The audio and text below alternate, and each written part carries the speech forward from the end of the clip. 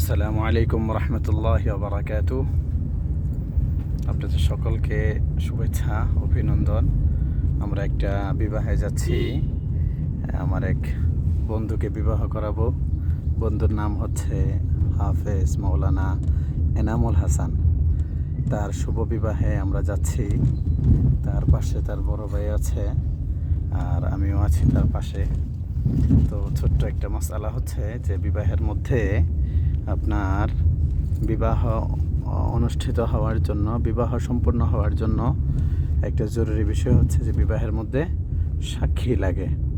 তো কয়জন সাক্ষী লাগবে? বিবাহের মধ্যে 2জন পুরুষ প্রাপ্তবয়স্ক সাক্ষী লাগবে। এবার যদি 2জন পুরুষ না থাকে তাহলে একজন পুরুষ আর আরেকজন পুরুষের পরিবর্তে 2জন প্রাপ্তবয়স্কা মহিলা লাগবে, তাহলে সাক্ষী পূর্ণ হবে। আশা করি বুঝতে পেরেছেন। সকলকে ধন্যবাদ। আমাদের বন্ধুর জন্য দোয়া করবেন সবাই। আসসালামু আলাইকুম রহমতুল্লাহ।